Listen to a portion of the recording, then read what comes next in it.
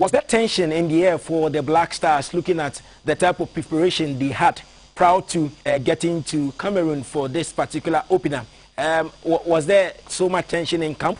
Just paint that picture for us.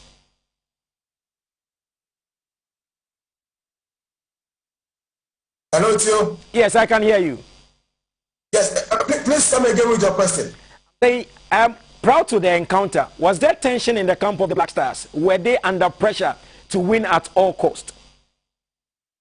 You see, I wouldn't say they were under pressure. I think the pressure is not necessarily win the opening game. The pressure is on them to win the ultimate. Okay. You know, ahead of the game, as we are talking about, ahead of the game, in the mandatory presser, Andrea, you said they were going to fight with their blood and to ensure that Ghana wins the ultimate. And when you look at the lineup and the approach of Coach Milo on the field, for me, what I picked was that the coach just wanted to avoid defeat in the opening game, so that in the subsequent games, which are against Gabon and also Morocco, at least we will be able to win the 2 games, or if we are able to get out of it, we will be able to qualify out of the group. But unfortunately, the Moroccans left it late to defeat, to score the goal to win against the Black Stars. But so if you ask me as to whether they were under pressure to win, I will say no, they were not under pressure to win. But the team in totality is under pressure to win the ultimate for the Black Stars. But I believe that I am not one of the subscribers who believe that the defeat to Morocco has dented our title prediction. That the Black Stars still they have a chance beyond the good faith. If when you got closer to the supporters that really are in Cameroon to cheer the Black Stars on, what really was their reaction moment after the goal came and the referee blew his whistle that even in the extra time they shouldn't even continue, the game must end? What really did you see on the faces of Ghanaian supporters in Cameroon? Well, if I heard you, I believe you were asking the mannerism and then the push of the supporters when Ghana considered the goal. Well, for me, once I was at the media tribune, I was also listening to the songs the supporters were singing, and then I compare it to the situations on the field. So when the goal was scored, Ghana conceded, the song that I heard the supporters singing was that only Jesus can save. So when it happened, like, I was like, they have realized that at that point in time, the battle was beyond ordinary. So it would take the miracle of Jesus Christ to lead the Black Stars out of their dungeon. And at that point, we were just expecting that one of the players who will be able to pull the chestnut out of the blazing fire. But hey, it didn't happen. So after the game, we saw the Black Star players going to the supporters, clapping and appreciating their effort throughout the 90 minutes, singing and dancing. Even when the team was down, the supporters were on their feet singing. I even tweeted that if it's we are talking about singing, drumming, dancing, and cheering up the team, the Black Stars are miles ahead. The Ghana supporters are miles ahead. Ghana will be winning, because if I compare what they were doing to what the Moroccans were doing, their effort and their presence on the field dwarfed everything that was happening on the field. So I was thinking, I tweeted that at this point in time, Ghana is leading in the stands, but on the pitch, Ghana is trailing. So, Michael, if you look at from Group A, what really transpired? Difficult game for Cameroon, the host nation, to win at all costs, and so they managed to win by 2-1. If you look at the goal ratio, does it really tell you something about the readiness of the team and what COVID might have or might have not caused to the entire competition? Well, let me start from the last question. Talk of the effect, the impact of COVID. So let me tell you one thing. Excluding the COVID test that I had in Kotoka before coming to Yaoundé, I have subjected myself to not less than 4 COVID tests. I was here last Sunday, and up to now, in the space of 2 days, I have done COVID tests for 4 times. This is it. The policy is that the COVID protocol is that before you have access to any game, you have to display negative PCR test. And so if you want to watch every game, you have to subject yourself to COVID test. And as a result, if you don't have, you won't be given access to the facility. So as a result of that, it has, for me, I think it has prevented a lot of fans coming to the stadium to watch the games. And if you hit the town, you will see a lot of people following the competition keenly, and they are really enjoying. But you ask yourself, why are they not able to transfer that into the stadium? It is just because of this COVID situation. So I think that the COVID has taken some shine away from the competition. We are not able to get the supporters at the stadium to sing, to chant, for us to display the true the patriotism of the African Cup of Nations. I think that is one thing that the one negative impact the COVID has had on this particular competition. But if you ask me about what is happening on the field, I mean the results and the performance, it clearly tells you one thing: African football has come of age. Because under normal circumstances, you expect a host nation, not just with all due respect, it's not a host nation in the caliber of Gabon. It's not a host nation in the caliber of Angola. Not a host nation in the caliber of Equatorial Guinea. The host nation in the caliber of five-time African champion Cameroon. Just recently, 2017 African Cup of Nations, they were the champions. So it tells you that yes, this is a giant in African football hosting the topmost competition on the continent. So in their opening game, you expect them to run right, especially in front of the first gentleman of the land, His Excellency Paul Biya. You expected them to have run right Burkina Faso. But what did we see? It took questionable penalties, one questionable penalty for them to come back into the game, for them to win the opening game. And for me, I personally, this is my candid opinion, if they had not won the game against Burkina Faso, I think it would have been a very damaging. It would have had a very damaging so, Michael, effect. projecting to Friday, what are we to expect from the team playing Gabon? Well, my expectations and what I have seen from the guys and the kind of conversation that I have had around the team, my expectations are that Black Stars will win by 2 goals. This is not my expectation. This is not a prediction. This is not my prediction. This is my expectation. If they win against Gabon by less than 2-goal margin, let me speak as an investor.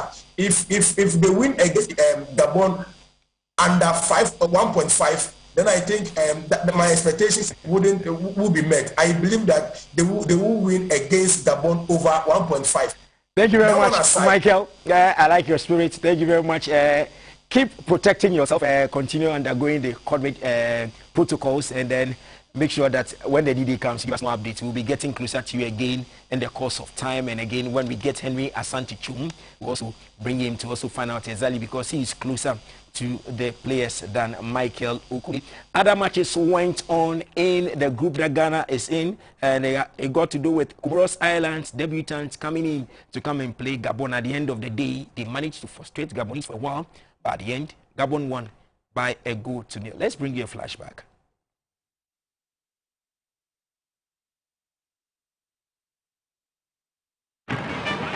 Sport to contact. You have blazed the trail.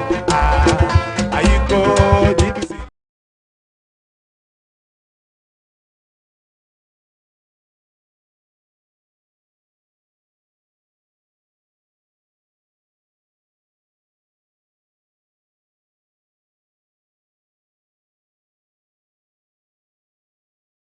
You believe it?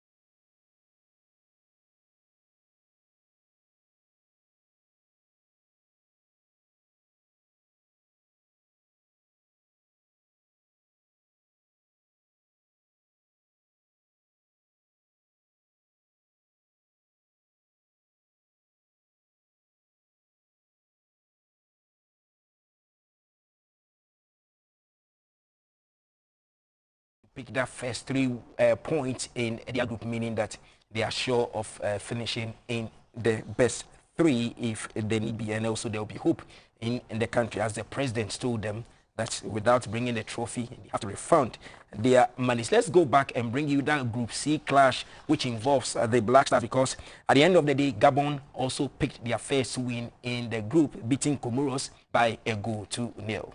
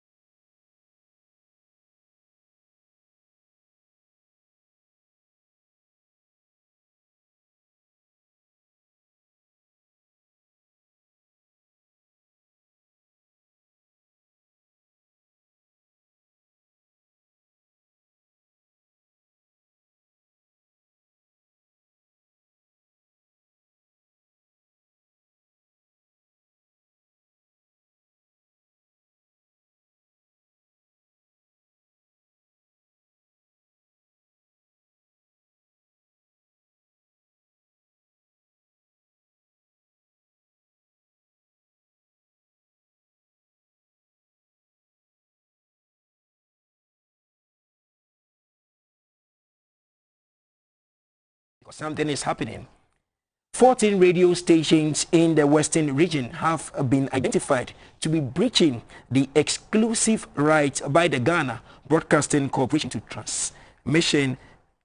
transmitting the ongoing Africa Cup of Nations tournament in Cameroon.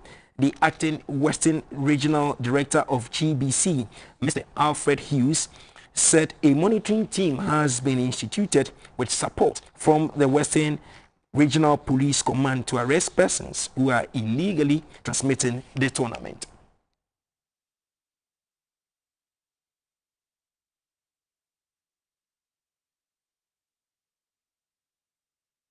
That development later, and before we check out from the studio, Senegal also made it after recording a vital 1-0 win over Zimbabwe. Let's go back to the field and find out how Sadio Mane managed to score that penalty.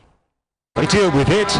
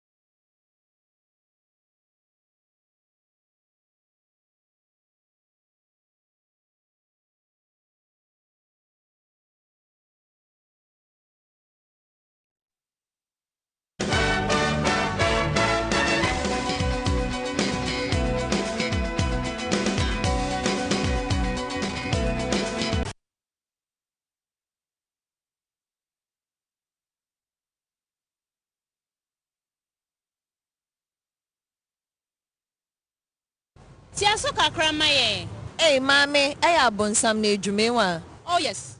Great job. Great reward.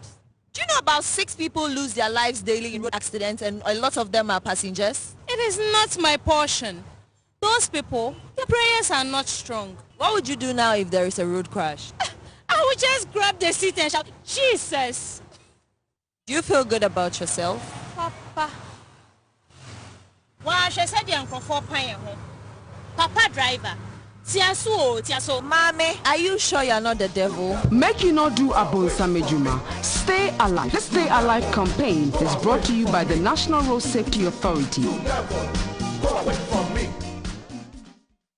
It is a nightmare dealing with the filth in Accra. The gutters are choked with garbage.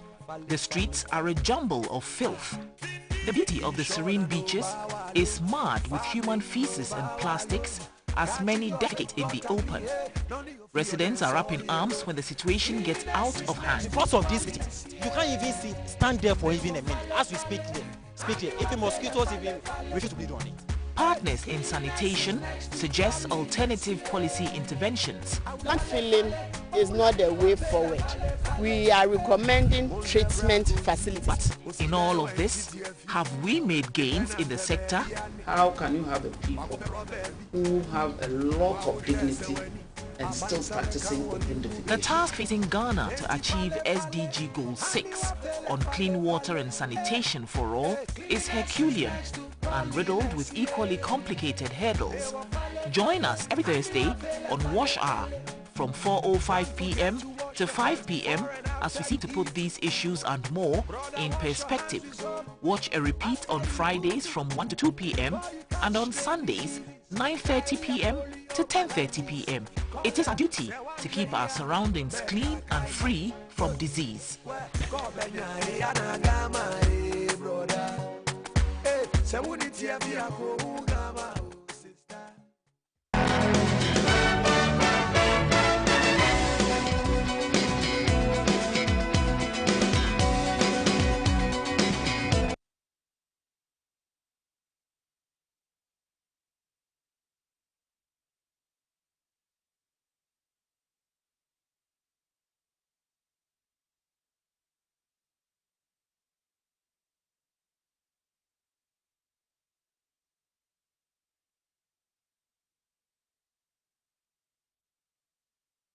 Hello, good afternoon. Welcome to the rest of the news. My name is Michelle. Thanks so much for joining us. The FDA says it has recalled over 57,000 cans of coagulated, ideal and carnation milk from the market.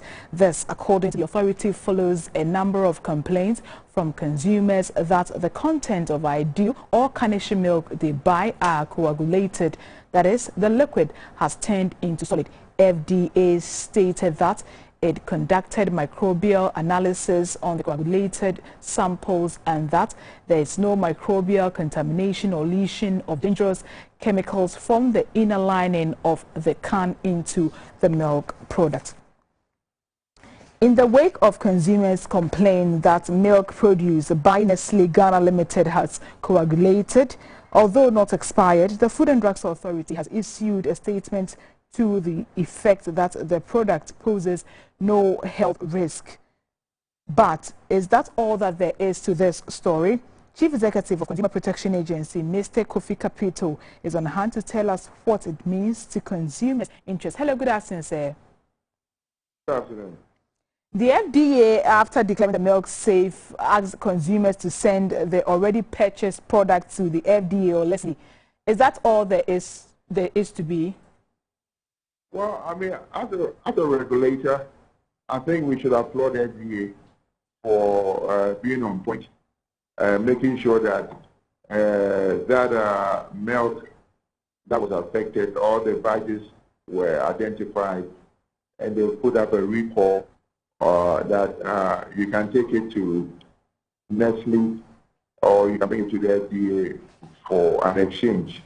As the story pertains, there's no any danger even if you consume that particular milk. The only thing is the taste might be different.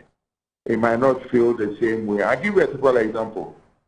You know, when you put powdered milk into cold water and you stir it, yes, you do get some dissolved powdered milk that looks like normal milk. And then you also have the ones that would bunch up like clots. That is exactly what it is. That does not mean there's anything wrong with having milk, or you're trying to use milk, processed milk, and at the end of the day, it turns into cheese. It's not that there's anything wrong in eating cheese, but your intention was not looking for cheese, but you're looking for milk. So to me, I think the FDA has done a wonderful job under the leadership of Mrs. Mimi Darko. That is what regulators do. Their job is to secure and protect the safety of the public.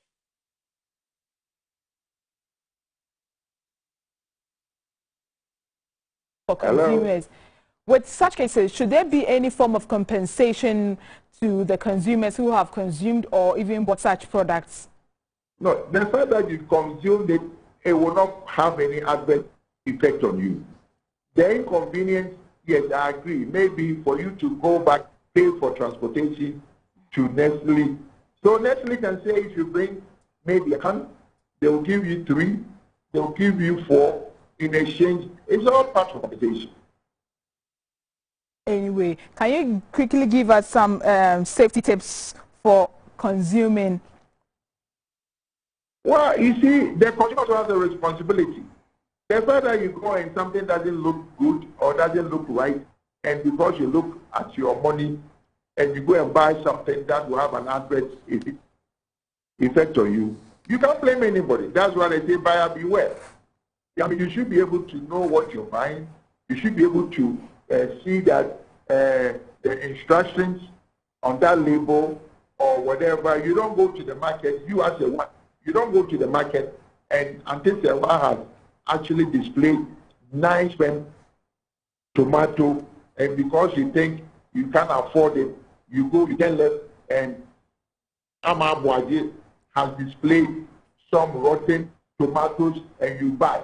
You can't blame anybody for that. You're the consumer. You're responsible. Thank you very much, Mr. Capito, for your time. We are most grateful. Speaking with the Chief Executive of Consumer Protection Agency, Mr. Kofi Capito, sharing his thoughts on the FDA's calling of the coagulated ideal and Kanishi milk. Now, we have Mr. Joseph Yao Beni. He is the Acting Director, Legal and Corporate Affairs at the Food and Drugs Authority. Hello, good afternoon, sir. Good afternoon. Thanks so much for joining us this afternoon. You're most welcome. What could have caused this? Come again? What could have caused the coagulation? You said, I can't hear the first part of your question. I am asking what might have possibly caused the coagulation of the ideal and Kanishi milk. Of the milk. Okay, that's okay. Yeah, it is the issue that we received the complaint about, so we launched an investigation into that complaint.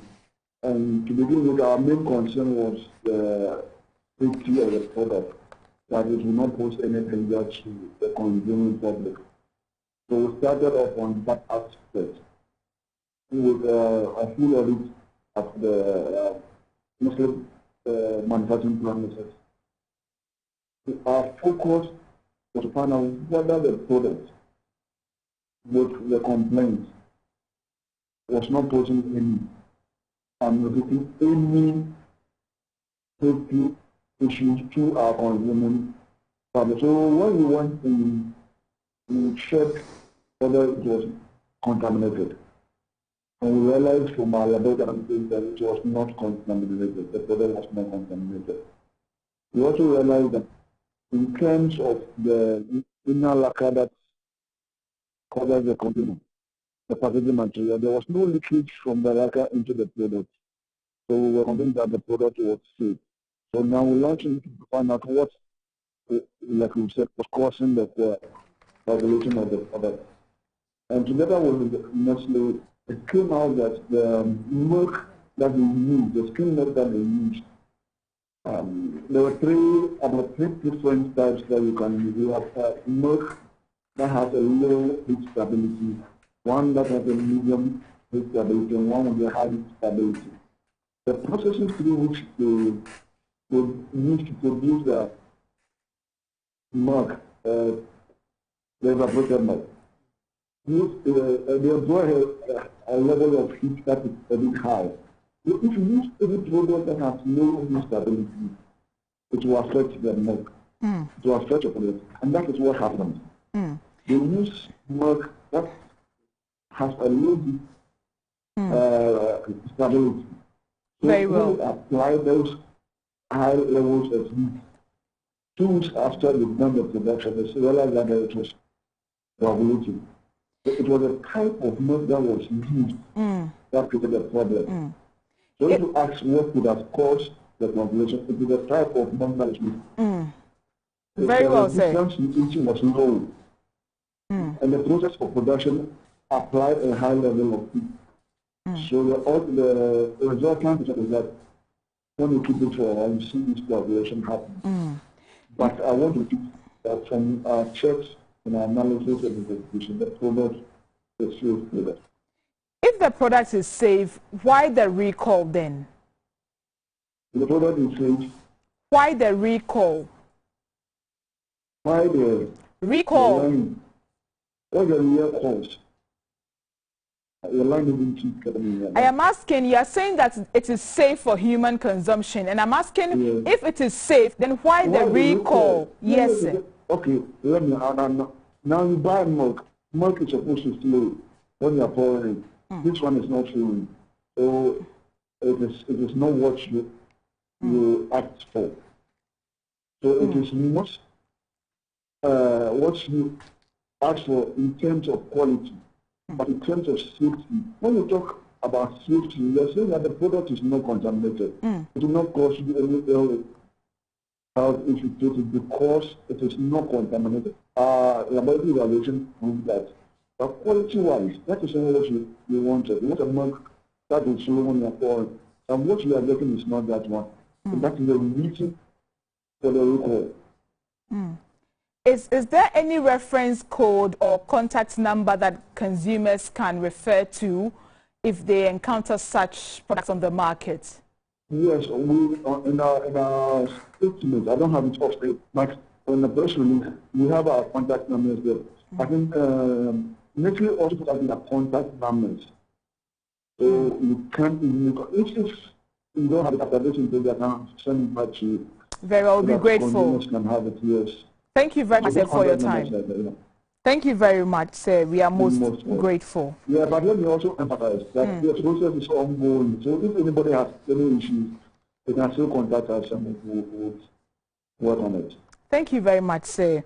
Mr. Joseph Yabeni is the Acting Director of Legal and Corporate Affairs at the Food and Drugs Authority, FDA. Away from the coagulated milk, 3 police officers who have various health challenges that they contracted in the line of duty and cannot afford the medical treatment bills, either in or outside the country, have received checks to foot their medical bills.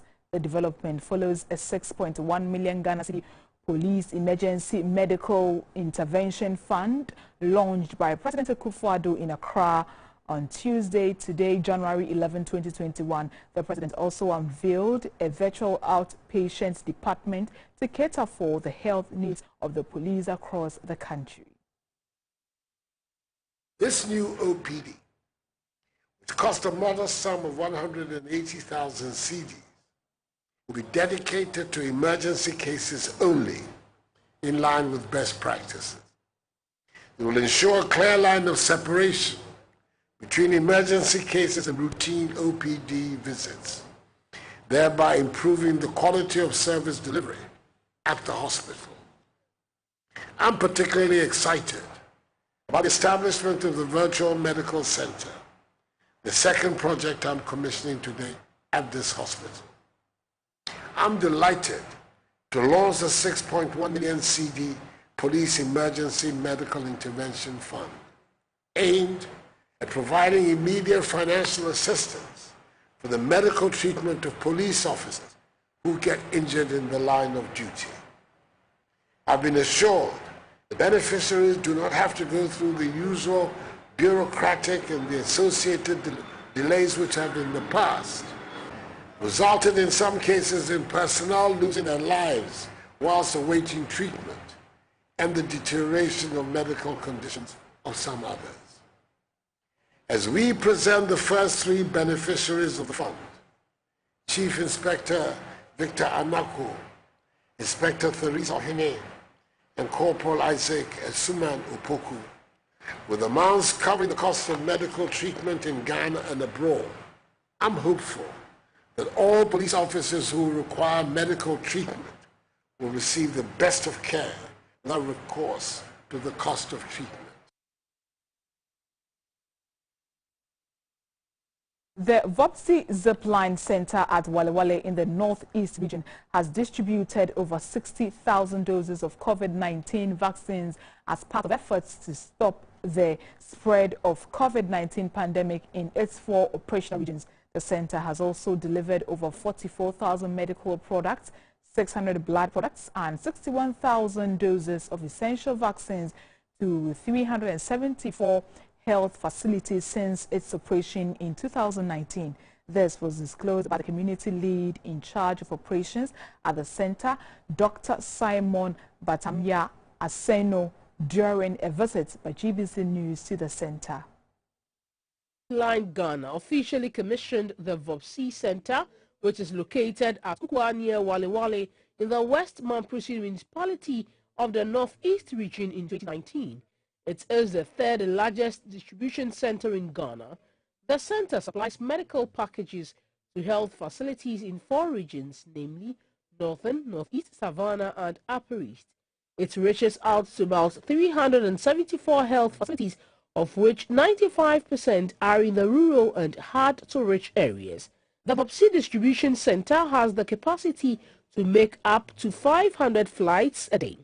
The Flight to Save a Life project, a collaboration between the Ministry of Health and Zipline, is expected to provide a rapid response to medical emergencies through the flying of unmanned drones to such facilities. This drone delivery service operates 24/7. Some of the treatments that Zipline provides to Ghanaians in remote areas are vaccines for polio, tetanus, anti-snake serum injection, anti-rabies injection, and the World Health Organization's expanded project on immunization. It also stocks and delivers essential medicine supplies such as anti-malaria drugs, antiretroviral drugs, antibiotics, among others. The news team was taking around the facility, particularly medical stores where all kinds of medical supplies are stocked for safe delivery. Leslie Lee Odate Hilton Blankson is the fulfillment lead at the Vopsi Center. Store the blood component separate from the vaccines in order to avoid cross-stock contamination. We have the whole blood and then the concentrated red cells. For the vaccines, we have all the vaccines that are used for the child immunization programs. According to the community lead in charge of operations at the center, Dr. Simon Batamia Aseno, the Zipline services had become much more critical as it helped in reducing the human movement in transporting medical supplies to remote health facilities. We have been able to deliver in excess of 44,000 medical products, close to 600 blood products, and over 61,000 doses of vaccines. In terms of our contribution towards the attainment of COVID-19 herd immunity, we have been able to distribute over 60,000 doses of COVID-19 vaccines, being it the AstraZeneca, Pfizer, and the J&J vaccines are all stocked here, and which we have been able to distribute to all the 4 regions of the north that we currently serving. There is no doubt that the drone network is integrating better into Ghana's national healthcare supply chain. The intervention has brought relief to many health facilities and patients across the country.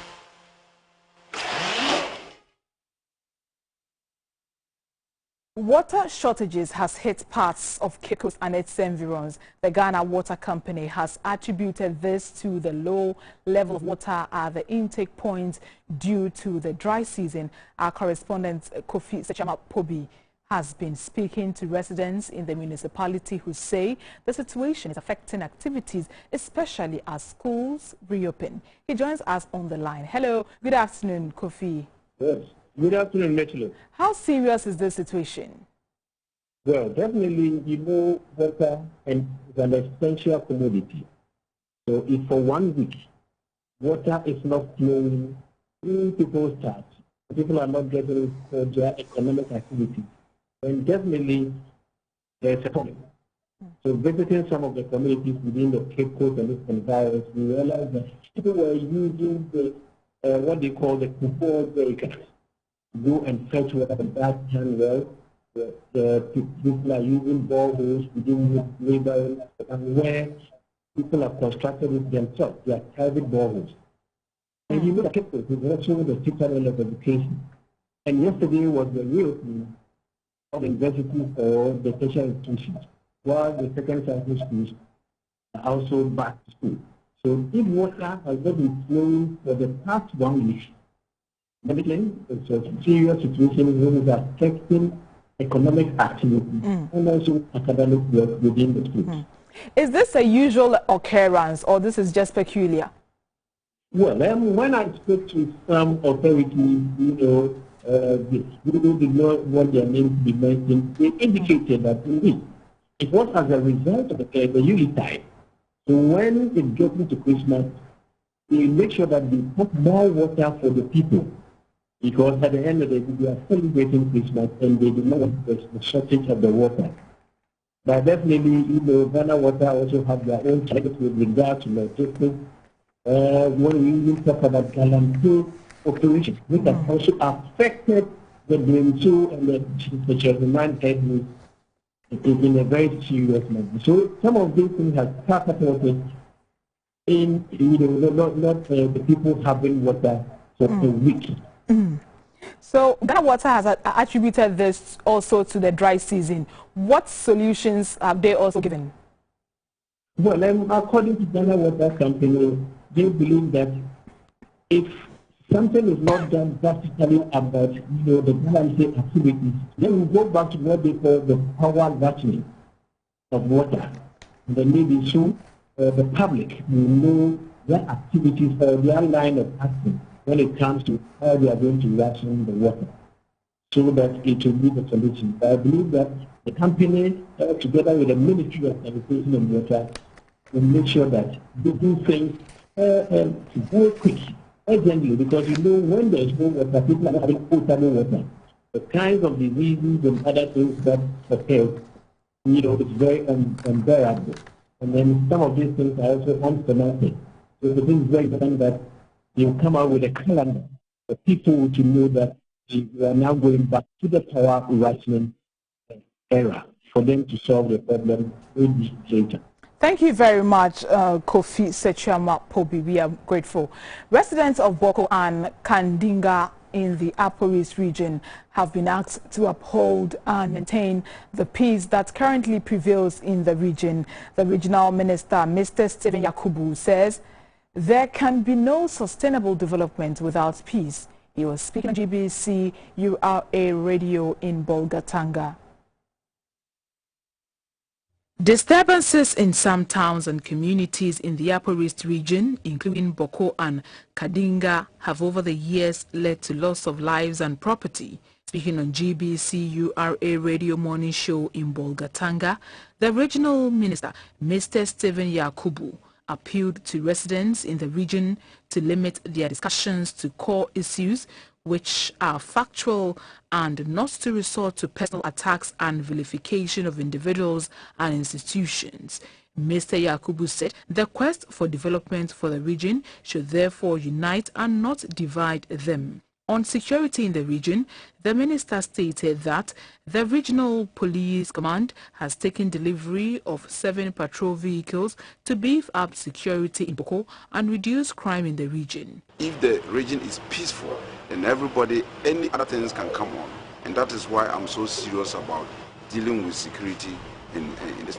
Mr. Yakubu also mentioned that government is working to reduce the importation of tomatoes from Burkina Faso, hence the ban on importation of the produce. We are thinking that we have enough tomatoes in Ghana, and therefore we should not allow people to go. About 2 weeks ago, one of them strained and went and brought tomato. He was arrested. here and kept here for about a day or two, just to let him know, understand that there is a paper from the Ministry of Agri banning people going to tomatoes, because we will have enough tomatoes here. The regional minister commended the government for reconstructing portions of the Bolgatanga-Boko-Pomakum road. He said funds will soon be made available to enable contractors fix all the roads awarded on contracts in the region.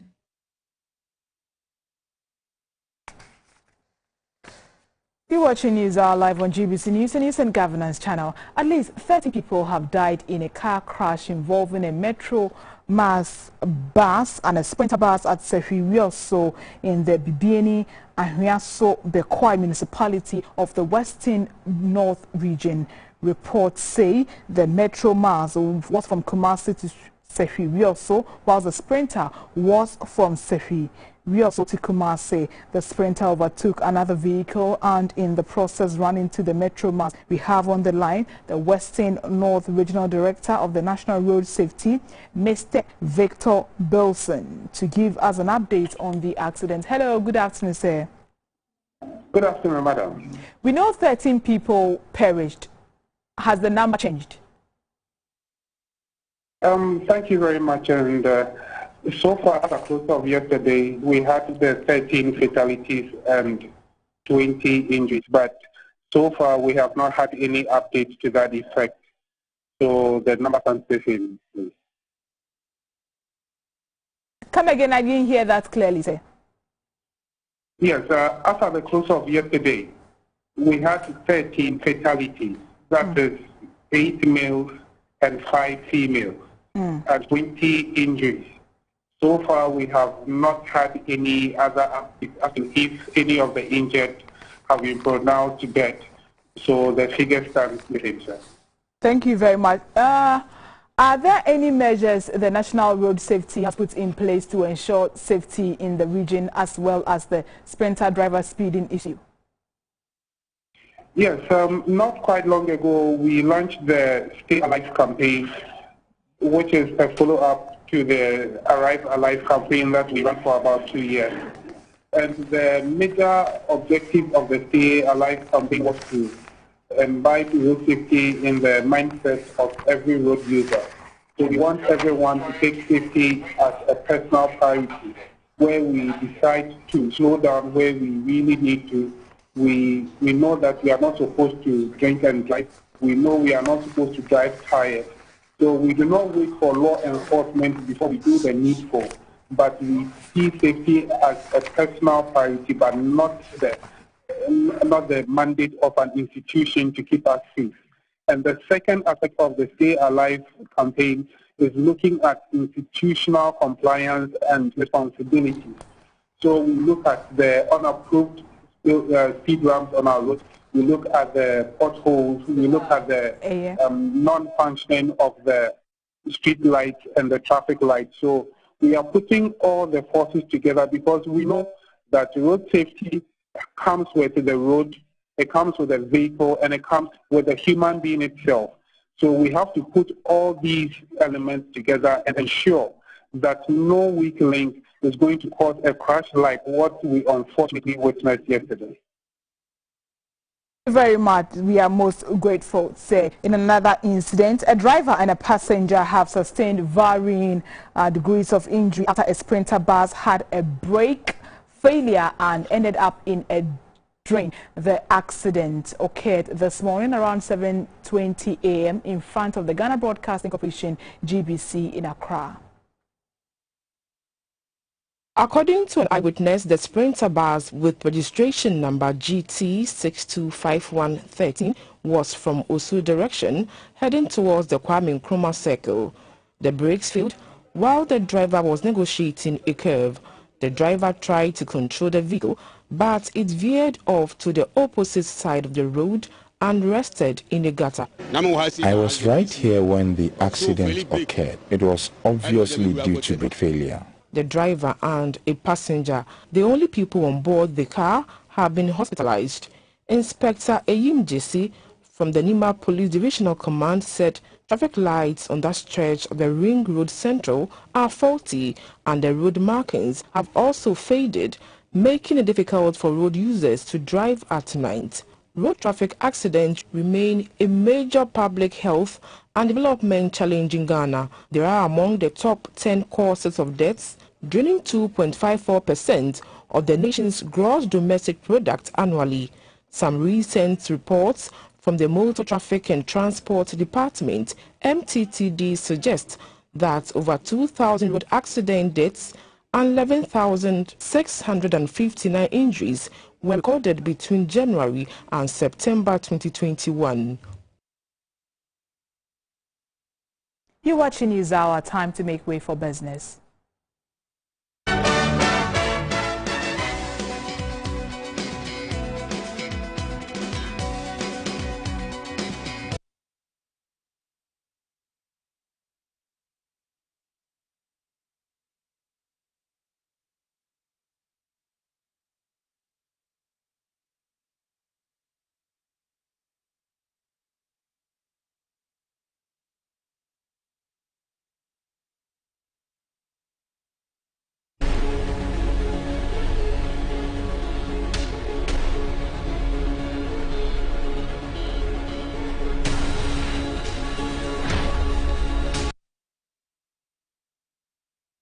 Good afternoon and welcome. Time now for the business segment, and I am Dorothy Ajmai.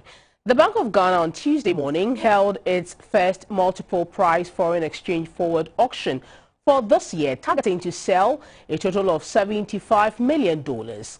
The auction, opened for only authorized foreign exchange dealing banks, is the first of 6 auctioning events scheduled for the first quarter of 2022.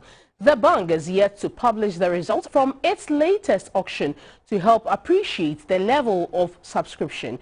We have on the line Mr. Godwin Odum, a financial analyst, for some more analysis on the latest sale.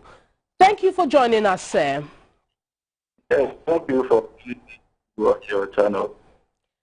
First of all, the central bank started the auctioning to improve forex activity and reduce volatility on the market. Has the program served its purpose? I believe its purpose. Well, rate of the CD against the US dollar prior to the Bank of Ghana's auctioning, we can see that year on year we were seeing very high rate of depreciation.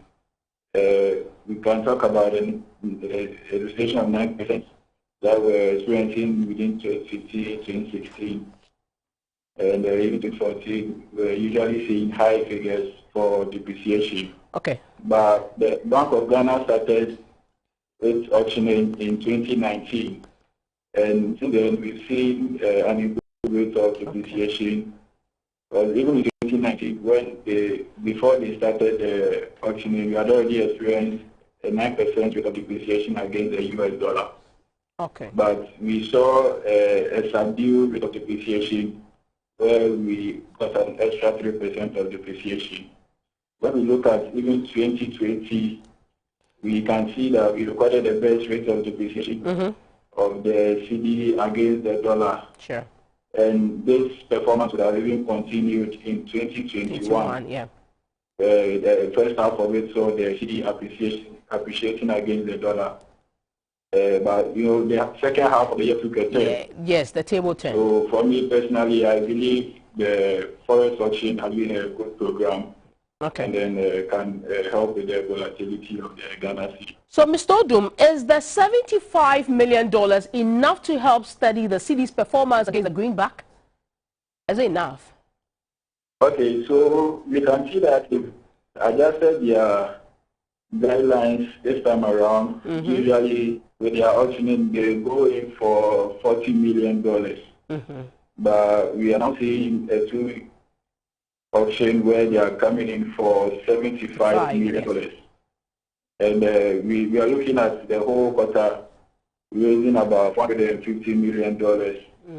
So for me, I think the $5 million it's enough to help steady the CD. Okay. If you really look at the new measures that they've put in, where an individual institution or one bank cannot bring in more than 3 bits, and then even their single pay cannot be more than 10% of the announced target.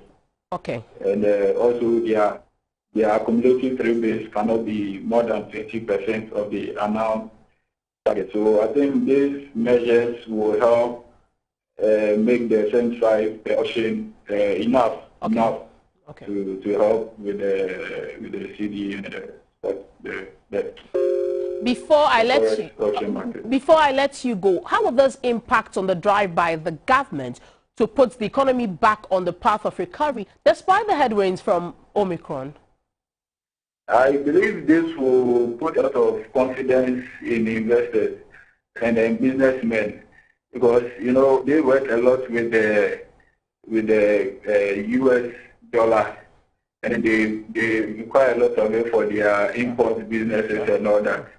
So if there is a scenario where they are able to have a specific price of the CD that they will be having in the future, they are able to predict, they are able to work with specific cost and all that. So I think this will help businesses and all that. Right. And also, with the Omicron and then the coronavirus in general, it's causing a lot of inflation in the economy. So I believe with this there will be more stability. Right.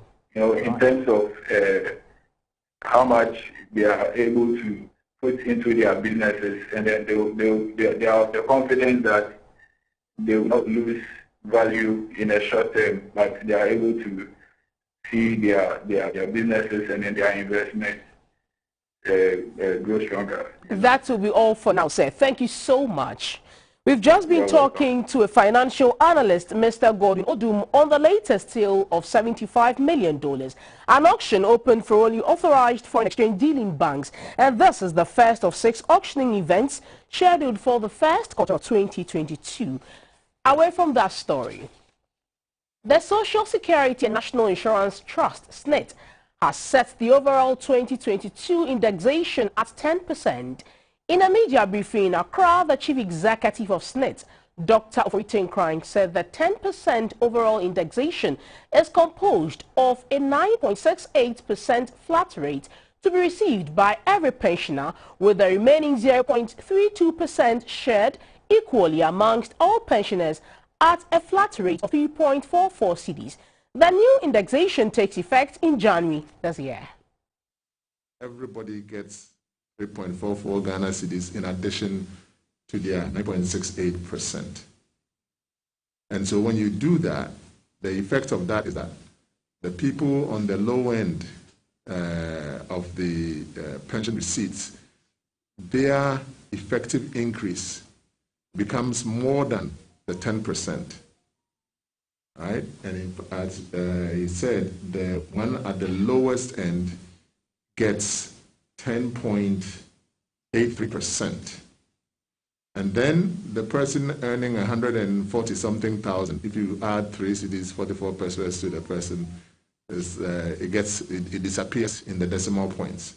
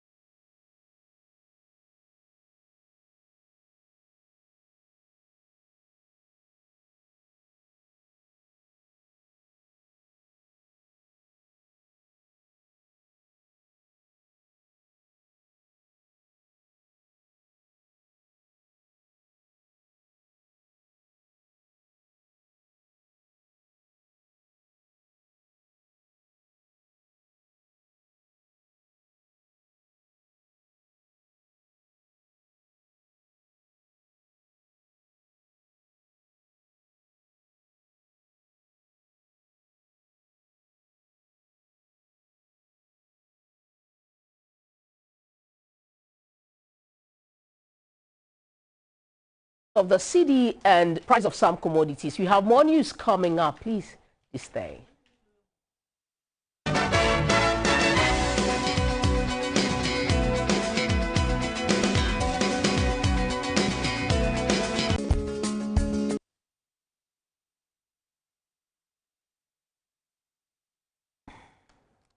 Fourteen radio stations in the Western region have been identified to be breaching the exclusive rights by the Ghana Broadcasting Corporation to transmission the ongoing AFCON tournament in Cameroon.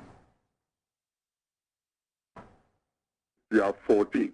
We have other stations which are very distant. I mean, like I said, in Kugwa and other places.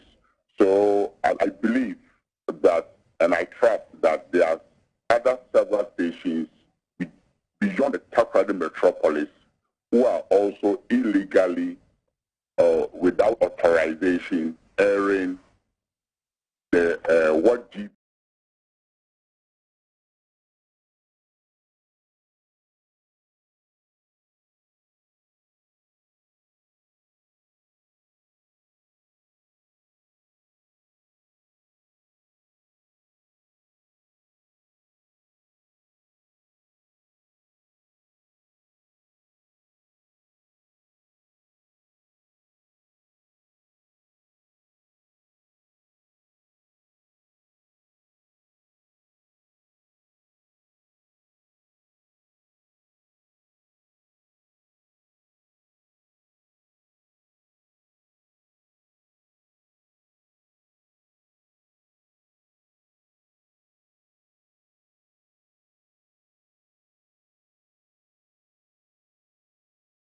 FM, Max FM, and Rock FM. So yesterday we dealt with 5 different stations. But then what actually got the security men very angry is when they held us hostage under the supervision of Chief Inspector Kobe, who is the man who has actually been given directives by the Western Regional Police Command and Accra to take down the statements of all these people who are suspected to have violated or breached the rules and regulations guiding the conduct of this transmission of the tournament. Yes, this investment by GBC to CAF, $1 million or more. I stand to be corrected though. And again, there are certain rights and there are certain administrative processes that you need to do in order to have the privilege of airing it on your station. What is very irritating is that as they are airing, they are also advertising their own product. Do a lot of advertisements on the, what do you call it, during the time of commentary. And we have a system here led by me to monitor all the stations and to record audios, jingles, LPMs.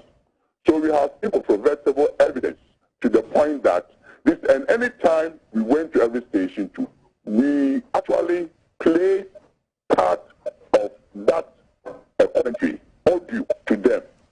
And they actually admitted their fault, but they resisted either arrest or invitation to the police station.